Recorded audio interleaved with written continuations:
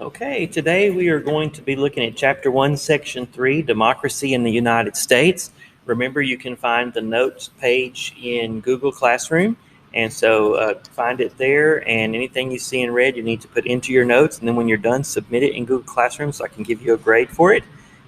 This section is over democracy in the United States. All right, so feel free to pause the video anytime you need to and let me know if you have any questions. So at number 1 on your paper, why are the ideals of liberty, equality, and self-government important to American democracy? First of all, we need to understand what the word ideals mean. We're not speaking of an idea. If you say, oh, I have an idea, let's go get a hamburger. That's not what we're talking about. An ideal with an L on the end of it is something that you think of as being the ultimate, that something is the most perfect form. So you might have in your mind the ideal person you want to marry at some point, or your ideal recipe for a cheeseburger, or your ideal car that you would like to own at some point in your future. An ideal is what you think of as something as the best of something. So in America, we have certain ideals, certain things that we think are the best and that belong in our country. And 3 of those are liberty, equality, and self-government, and they're important to our democracy or our republic. Okay, so we're going to look at each one of these and talk about them. Make sure you fill in the information as you go. You need to answer the question before we do start with A. These are rooted in the country's founding documents and have guided the expansion of American democracy. So these are important to our democracy because our founding documents, the Constitution, the Declaration of Independence, and other founding documents speak of these things and put them in the forefront of American thought. And throughout our history, not only have we depended upon these, but we've used these to guide our expansion of our democracy. I'll give you an example. Thomas Jefferson spoke in the Declaration of Independence that all men are created equal and are endowed by their Creator with certain rights that are inalienable, that can't be taken away from them. Among those are life, liberty, and the pursuit of happiness. Well, we know that when our country was founded, if you were a white man, you had rights. If you were a rich white man, you had more rights than a poor white man. But the other people were left out. But if you look at our country's history, as we went through our history, and I don't want to get into a whole lot of detail because that's not what this lesson's about, but as we've gone through our history, based on what Thomas Jefferson wrote in the Declaration of Independence and what we see in other founding documents, these ideals of liberty, equality, self-government have been expanded to other people. So by the 1830s, not only property-holding white men could vote, but all white men could vote. Then you get to the Civil War. By the end of that, then you have the 13th Amendment, which ended slavery, the 14th Amendment, which granted citizenship to the slaves, former slaves, and the 15th Amendment, which granted them the right to vote. So you now have an enfranchisement of all men, black or white. And then you move to the 19th Amendment in 1920, and that was passed, and that was giving women the right to vote. You move to the early 1970s, and the 26th Amendment was passed, which gave people from the age of 18 to 21 the right to vote. So throughout our history, we have expanded our understanding of who should have liberty, equality, and self-government, who should be involved in that. And that is where we get those ideals. And it has guided us throughout our life. Did we start off perfect? No. Are we perfect now? No, but we've come a long way. Now, let's look at liberty. Liberty is the ability to act and think as a person chooses, so long as those choices do no harm to others. And really, liberty was probably one of the most important things that our founders admired and looked for in a country. They wanted a country that had liberty. In those days, they mainly thought of liberty as freedom from government control. So think about the First Amendment for just a moment. You have the right to freedom of speech, freedom of press, freedom of assembly, freedom of religion, and freedom to petition the government for redress of grievances. So just in that First Amendment, you see several freedoms that are guaranteed, several liberties, things that the government cannot control, that cannot guide. So the government can't tell you what church to belong to, or if you have to belong to a church at all. The government can't tell you what you can and cannot say, or can and cannot print. Those things are your liberties that have been given to you, and it protects you from the government's control of those things. And that's what liberty is. And our country is founded in this idea of liberty, this ideal of liberty, that we can act and think as we choose. We can have our own thoughts, our own ideas. Even if other people hate those ideas, that is okay, because we have liberty and we can act. We can have those ourselves, as long as our liberty does not harm others. Okay. Number 2, equality. Equality is the principle that all people possess a fundamental moral worth that entitles them to fair treatment under the law and equal opportunity in all aspects of life, political, social, and economic. So basically, the idea of equality is that everyone has worth, and that everyone deserves fair treatment under the law. And ideally, our government sets up a system of laws, not a system of men. So basically, everyone from the top to the bottom is equal under the law. The 14th Amendment, one of the things it does is it guarantees people equal protection under the law, that everyone in the law would be equal. Now, does that work out perfectly? We know it doesn't, but that's the goal, and that's where we're trying to get in our country. And we want people to have an equal opportunity in all aspects of life. It does not mean that everyone will come out the same. Equality of opportunity means everyone is given the same opportunity, but that does not mean that everyone will have the same outcome. Because even if you're in the same class with someone throughout your entire educational career, one of you is going to be better than the other just because nobody's perfectly equal, but you still have the same opportunities. That's the point. And so in the United States, did you know that I think it's 70 or 80% of millionaires became millionaires on their own? They didn't inherit their wealth, because they had equal opportunity in this country. And you won't find that in other countries, but here we do, because everyone has that equal opportunity. Now, somebody that you need to be familiar with is a man named Alexis de Tocqueville. He wrote a book in 1835 called The Democracy in America. He was from France, and he came and he toured the United States to study American democracy. And as he did his study and wrote his book, he saw promise in American democracy. In other words, this was the most free place he had ever seen, and he saw how it could be a beacon of hope for other people.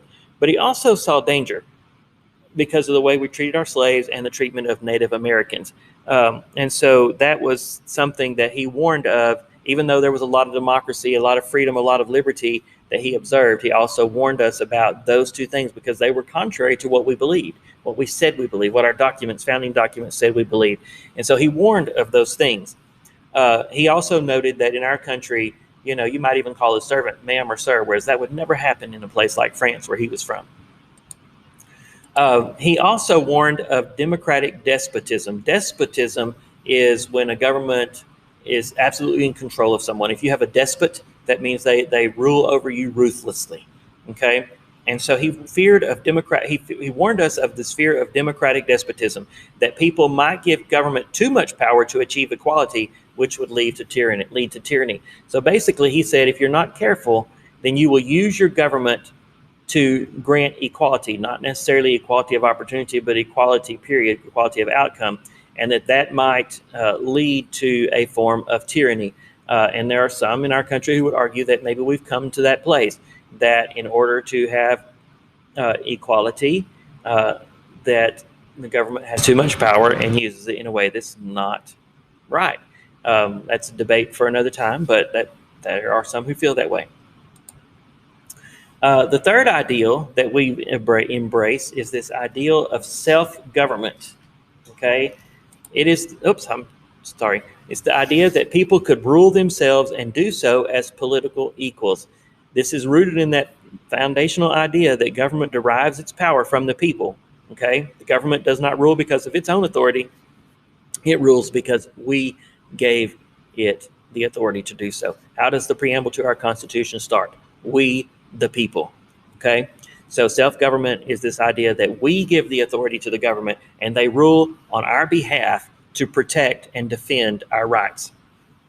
That's what self-government is, okay? And we rule ourselves as political equals. So technically, when I go down to the ballot box and you go down to the ballot box, our votes are the same. They count the same, okay? My vote doesn't count more because I'm 50 and you're way younger. Your vote doesn't count more because you're way younger and I'm old or have no hair or whatever the case may be. We're political equals, okay? Number 2, what are the principles of American democracy? And there's 5 of them that we're going to look at. Okay, number 1, worth of the individual. Worth of the individual is this view that places a high value on a person's individual freedom, personal responsibility, self-reliance, and individual achievement. In other words, because a person is valuable within themselves, because that person is free within themselves, because that person has equal opportunity, then that person has individual freedom and can follow the path of life that they choose to follow. But they have to be personally responsible in their life. Things may not go the way they want to, but they can't blame others. They have to take personal responsibility for their success, for their failures, for whatever. They also have to learn to be self-reliant. In other words, you can't depend on someone else to pick you up or to give you a head start. You do that for yourself.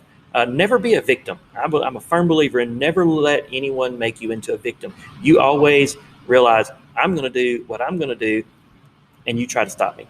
Have that kind of attitude.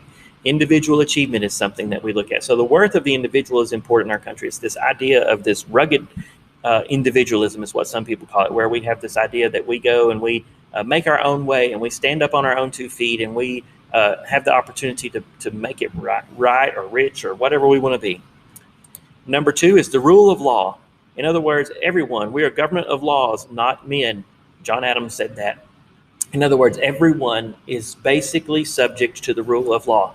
The president or anyone down from there is not above the law.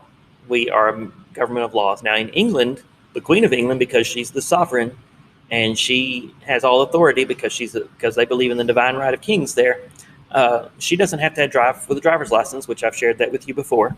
And so she's above the law. In the United States, it's not that way. We believe in the rule of law. Number 3, we believe in majority rule, minority rights. In other words, we want people to have self-rule, but we don't want the tyranny of the majority, which our founders feared, which means that the majority of people could do whatever they want to the minority of people.